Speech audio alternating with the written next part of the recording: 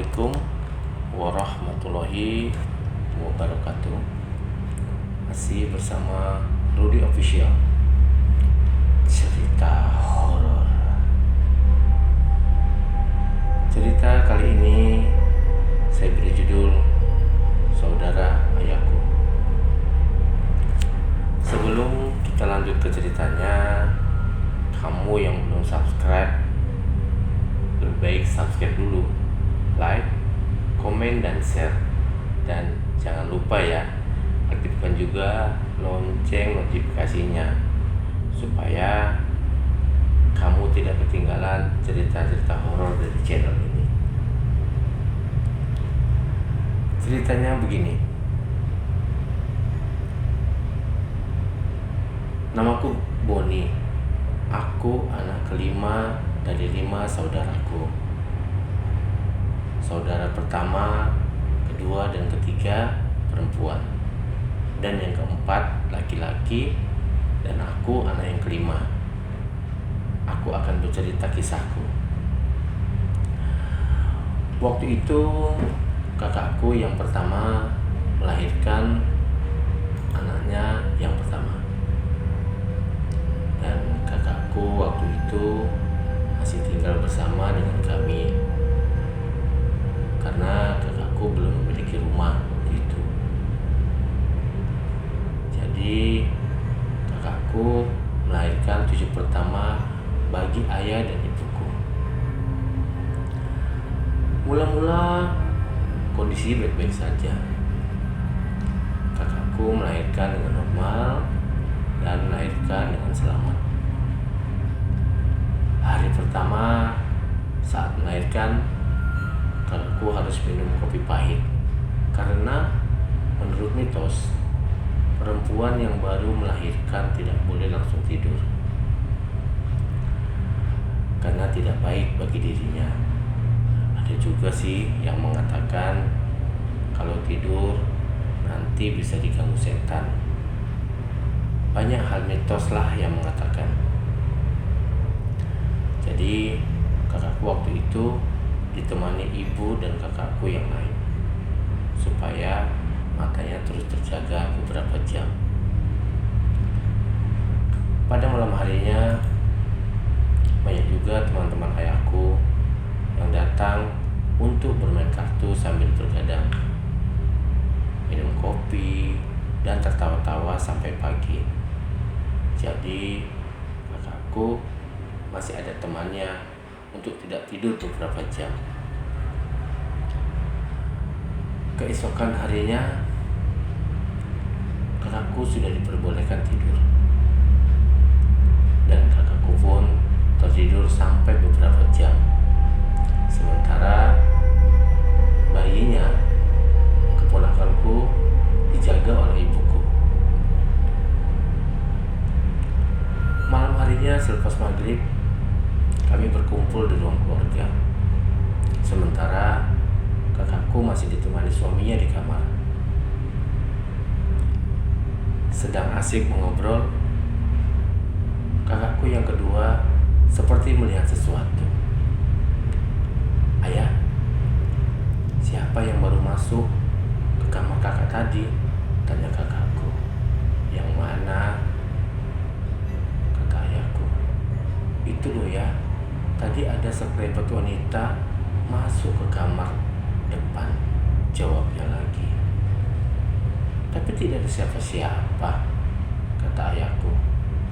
"Ada loh, jelas aku melihatnya, dan dia menyibakkan kain pintu," jawab kakakku lagi. Ayahku langsung bergerak melihatnya. Ayahku masuk dan melihat ke kamar. Posisi kakakku tertidur, sementara suaminya juga tertidur di sebelah kiri bayinya. Tapi tidak ada siapa-siapa, pikir ayahku. Ayahku akhirnya keluar. Dia merasakan sesuatu yang aneh. Sampai di luar, ayah melihat di sekeliling rumah tidak ada tanda-tanda ada orang. Yang ada hanya semak-semak dan pepohonan karet di sekeliling rumah kami.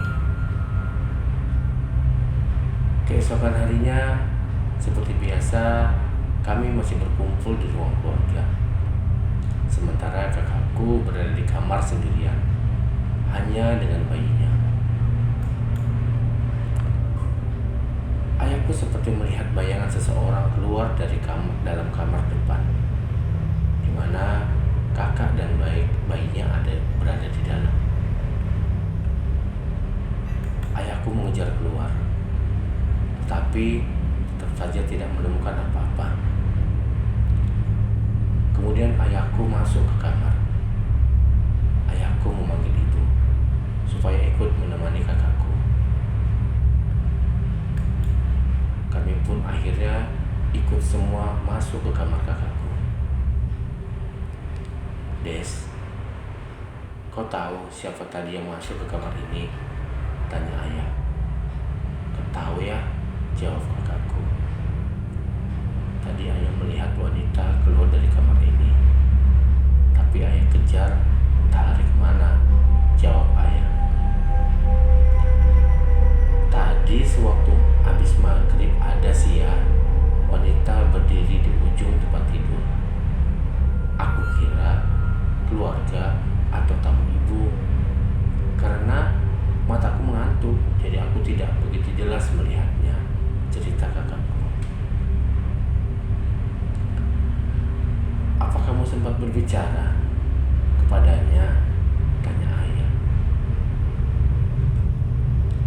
"Tidak ya, dia hanya senyum saja terus keluar," jawab kakak. "Siapa ya wanita itu?" pikir ayah. Malam berikutnya, kakakku dikejutkan lagi kehadiran wanita misterius itu.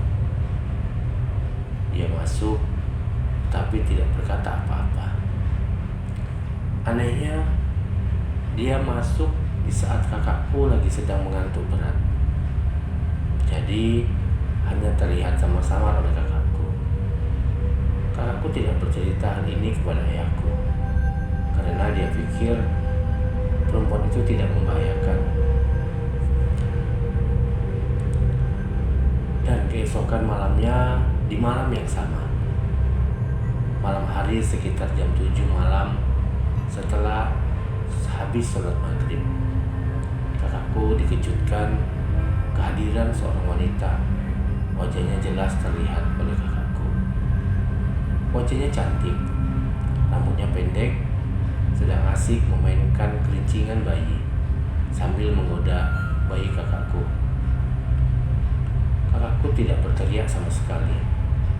Dia hanya menyaksikan wanita itu menggoda sambil senyum-senyum kepada anaknya. Sampai akhirnya wanita itu keluar dari kamar menuju keluar. Tidak lama kemudian, kami dan ayahku masuk ke kamar. "Ngapain wanita itu tadi di sini?" tanya ayah. "Dia hanya bermain-main dengan anakku saja ya," kata kakakku. "Wujudnya tidak menyeramkan?"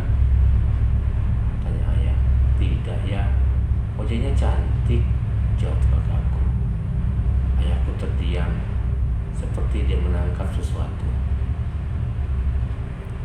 Ayahku langsung bergerak keluar rumah dari pintu depan. Beberapa saat kemudian, ayahku kembali lagi dan masuk ke kamar. Ayahku mulai menceritakan sesuatu. "Begini," kata ayahku. "Dulu kami ada 11 bersaudara. Nah, di bawah ayah, adik ayah ada 2 yang meninggal. Tetapi kami tidak tahu di mana kuburannya. Dan kami tidak tahu jenis kelaminnya, apakah cewek atau cowok. Karena tidak ada penjelasan sampai saat ini dari nenek kalian. Wanita itu tadi dia bilang bahwa dia adalah adik ayah. Jadi dia minta kita mengirimkan doa kepadanya. Letaknya di pinggir rel di atas sana.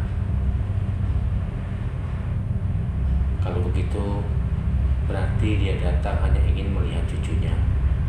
Dia pasti tidak mengganggu, cerita ayahku kepada kami. Jadi ya, yang satu lagi di mana? Tanya kakakku yang kedua.